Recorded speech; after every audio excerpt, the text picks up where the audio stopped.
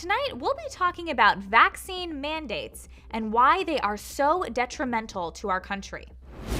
We are now going to take a question from our audience. Hi, Danielle. Just wanted to share a little bit about how the vaccine mandates have impacted me personally.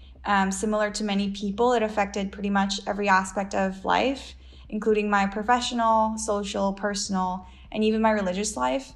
I've been working remotely since the pandemic began, and I haven't gone to a single in-person work-related event, whether that's happy hour, holiday parties, conferences, because of my vax status. I haven't even attempted to go to any in-person social events out of fear that people will ask me directly about my status, or I fear that I would have to be the only one with a mask on.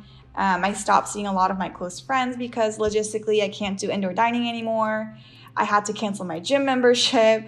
I even had to change my place of worship, which is the most heartbreaking part about all of this because my prior church wasn't speaking up about medical tyranny and was segregating people based on their status. So my question would be, how do you recommend people move forward if they're caught in a situation where the company is mandating that everyone go into the office at least X times a week, wear a mask when vaccinated people don't have to, and submit weekly testing? Thanks.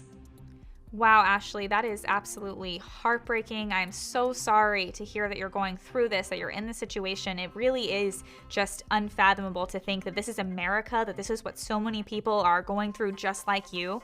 I just want to preface this by saying I'm not going to tell you exactly what to do, as in work here or work there or do this or do that, but because I don't know your specific situation. But I will say this about the Biden vaccine mandate, and that is that many companies, they don't want to mandate the vaccine. They actually are saying, you know what, we want people to make their own decision, but Biden's making us do this. And so I think that those companies are going to end up rescinding those vaccine mandates. And I don't think Biden's vaccine mandate is going to hold up long term.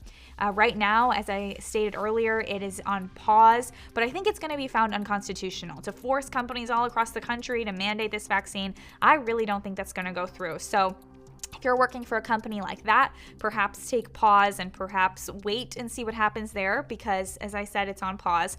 But if you're working for a company that's woke, that says, you know what, we don't even care what Biden's doing, we're going to mandate that vaccine for everybody regardless, then that is, of course, a different situation. But I will say this, no matter what in your situation, I would recommend that you surround yourself with some like-minded people in the same situation, because you said you've been very isolated, you haven't been able to go into work, to go to social functions, you haven't been able to eat, and even you changed your church. So I would recommend really focusing on the social aspects of your life as well. And you mentioned you go to church, so I would pray about this. I think that prayer is very powerful, and just know that so many people are in the same situation as you. And so thank you so much, Ashley, for calling in, and I really appreciate you being a viewer of Counterculture. First, let's discuss the problem at hand. Biden announced his COVID mandate. This would cover mandating that 2/3 of the American workforce be vaccinated or punished. This is as many as 100 million Americans. Why the mandate? Joe Biden said his, quote, patience was wearing thin. According to his mandate, government workers would be required to be vaccinated with no ability to opt out or choose weekly testing. This would be the same for employees of contractors who do business with the government. This would also include 300,000 educators in federal Head Start programs. Biden also pressured governors to mandate vaccines for school teachers and staff. This mandate would also force 17 million healthcare workers at facilities that receive government funding to be vaccinated. This includes home care facilities even. Beyond this, his mandate forced all companies with over 100 employees to have all of their workers vaccinated or tested weekly. This is crazy. Jen Psaki attempted to explain the rationale behind this. Listen. On in the coming weeks have not yet even been implemented for businesses of over 100. But already to date, a number of companies, institutions, organizations have put in place requirements where we have seen rapid increases over a short period of time in vaccination rates. So one of the reasons the president made that announcement 2 weeks ago is because he knows we need to do more. We're going to continue to do more, and we're hopeful that that will be an impactful step as well. Well, that sure made a lot of sense. Current landscape is that Biden's mandate is being litigated in court and is already being stayed, as in put on the shelf. The U.S. Court of Appeals for the Fifth Circuit halted the requirements. That is great news. So this is all on pause right now. However, the time bomb has started ticking if the mandate manages to be in place once again.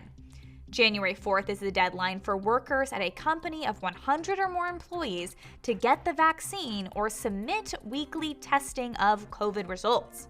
However, despite the court's decision to halt the mandate, the Biden administration is still pressuring companies to enforce his vaccine mandate.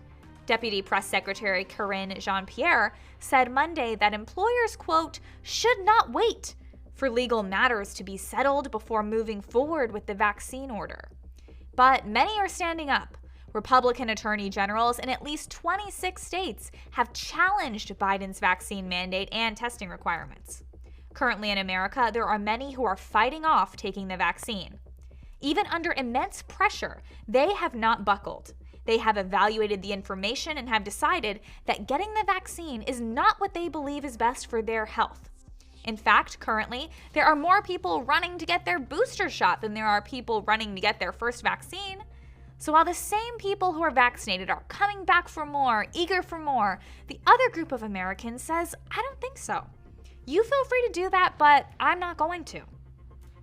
Let's discuss the issue of booster shots for a moment. What is most concerning about this article in NPR is that they say that, quote, while only certain categories of people deemed to be high risk can get a booster, federal officials are already hinting that they could broaden eligibility for boosters even more, quote. Well, that doesn't make sense at all. Is this all just done willy-nilly? This is only for this person? Just kidding, it's actually for these people? Is it only to aid the elderly? Or does everyone need booster shots? Because we were all originally told that the 2 shots of the vaccine were enough. Right now, the narrative from the left is that boosters are only recommended for those who are high risk, but we clearly see where this is going. We clearly see that the left's goal is actually to just keep giving everyone more shots.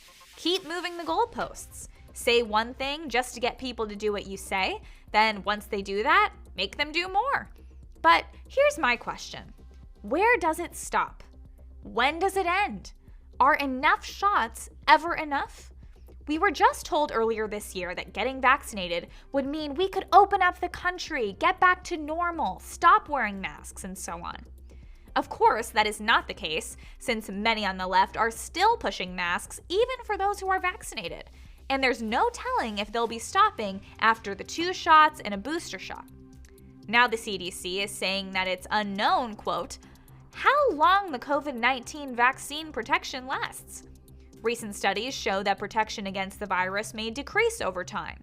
This reduction in protection has led the CDC to recommend certain groups get a booster shot at least 6 months after completing their initial vaccine series, end quote. So you get your 2 doses, 6 months later get a booster, 6 months later get a booster. So who knows how long we'll be getting booster shots? And according to this logic from the CDC, you should be getting one every 6 months for the rest of your life. If you want to do this, fine. I believe in right to try. In other words, if you feel that doing this is best for your health, then you should be able to do that. But why are we forcing people to do this? That's the real question. After all, the vaccine is supposed to protect you. This clearly isn't about COVID or science or health. If it were, then every experimental treatment for COVID would be employed to those who have COVID, and we would be able to discuss this topic openly on social media. No, this is about control. Dr. Paul Offit, a vaccine and infectious diseases researcher at University of Pennsylvania, believes vaccine mandates aren't harsh enough. He wants them even harsher. NPR says, quote, Offit would like even more vaccine mandates, such as requiring people who want to fly domestically to get vaccinated first, end quote. Does this sound like research to you? No, it sounds like a ploy for control, because it is. Many are currently being threatened, penalized, and fired for not getting the vaccine, and some protests on behalf of workers are working. News outlets are reporting that there may be a shortage of truckers due to vaccine mandates. In other words, Imposing mandates on trucking will only worsen supply chain delays and make Biden look even worse than he already does. Quote, vaccine hesitancy is chief among the reasons drivers may not want to get the required shots, said John Sampson, an executive director at the American Trucking Association.